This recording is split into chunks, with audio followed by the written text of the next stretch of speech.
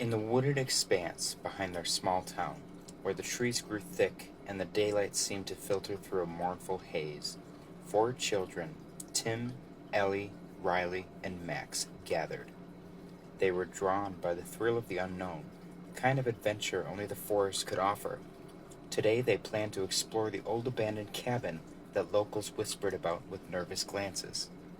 The cabin, hidden beneath overgrown vines and shadowed by ancient oaks, was said to be the home of a hermit who vanished without a trace. The children, armed with flashlights and the reckless courage of the young, pushed through the underbrush towards their goal. Inside the cabin was cold, the air stale with the scent of decay. Old furniture draped in cobwebs stood like sentinels in the dim light. The floorboards creaked underfoot, each step a whisper in the quiet. They explored with hushed awe, their laughter subdued by the eerie atmosphere.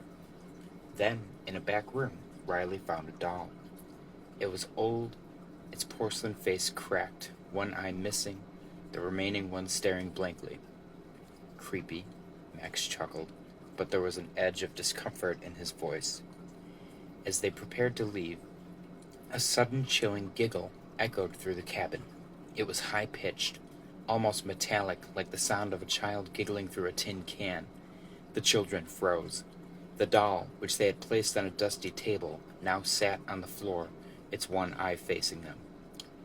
"Let's get out of here," Tim whispered, his voice barely audible.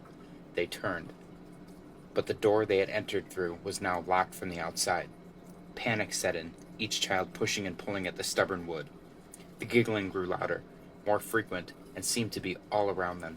Shadows moved where there should be none, and the temperature dropped, their breath visible in the dim light.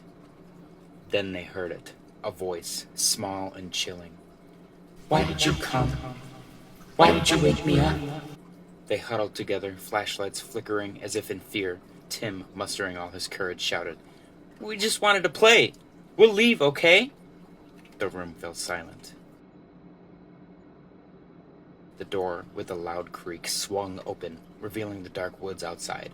They ran, non-stop until they reached the safety of the town's lights, the cabins giggling, fading into the night. From that day, the children avoided the woods, their innocence touched by something ancient and unsettling.